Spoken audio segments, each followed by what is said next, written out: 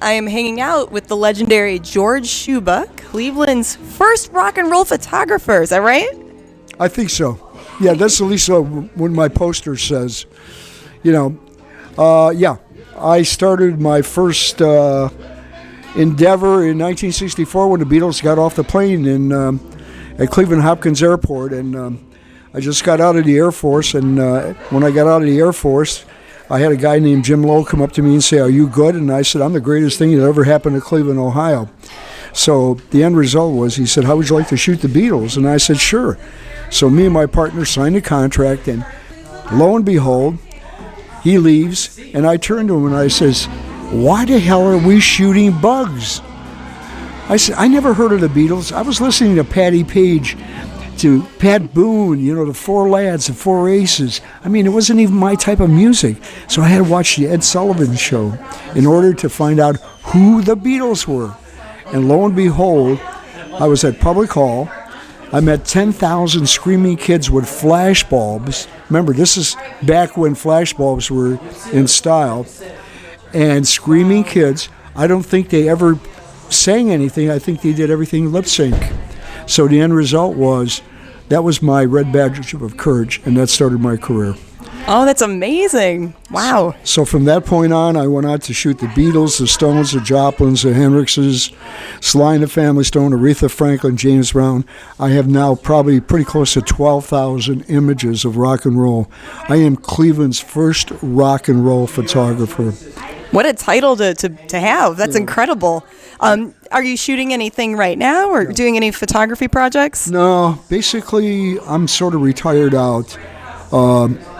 I figured the younger generation can come over, and plus there's a new breed of music, and my music is the 60s and the 70s.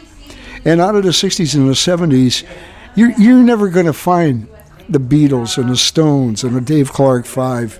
And, Sly and the Family Stone, and like I said, James Brown, and these groups. I mean, it's never going to happen again. It was a very unique time, very unique sound, and I wasn't around for that, but it was still awesome music, and it's music that a lot of people love and appreciate.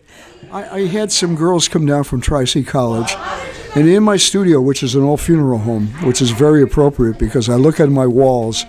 And as I look on the walls, I say, "He's dead, she's dead." I'll look at Mick Jagger, and I says, "I know he's dead. He should be dead." Just kidding, Mick. I may need his autograph one of these days. But most of the people were very, very congenial. I had free reign. Mike Belkins was really super with me. I could go backstage. There was none of this 3-song limit and so forth. And so I had the freedom to maneuver around, so I got some fantastic shots, stuff that you will never see. I got pictures that I've never developed in 50 years. Wow, so super top secret pictures, huh? Yeah, there's some really super dynamite pictures. And the biggest thing is that I want to leave my legacy to the city of Cleveland, and this is my legacy. If I can leave this for people in future generations, I went through 4 battles of cancer. I went through so many surgeries since all of this happened. I should have been dead, but God has given me a gift, and I'm very grateful for it, and I thank God for that. That is awesome. You're one tough cookie here. Well, cookie isn't the word; it's endurance.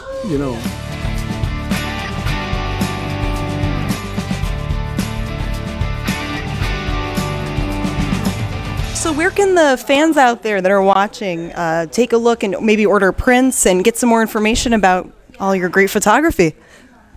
Well, first I got to put on the glasses, but you can find us at info@George Shuba, that's GeorgeShuba photography.com. And you can also call area code 351-5080, and you can talk to me personally. So, we attend various shows, so we try to keep you posted. And one of the guys that's been helping me, Al Michalski, he's been posting all this stuff of where we're going to be at and what we've been doing. So, we've been around, so we're going to be in various different venues.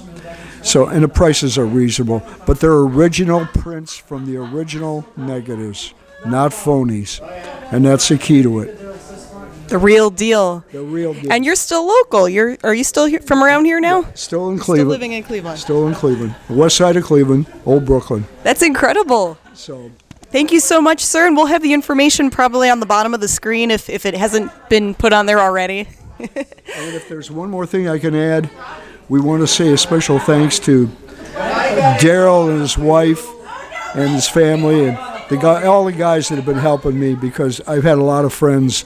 How they put up with me, I'll never know. But again, thank God and I'm still upright.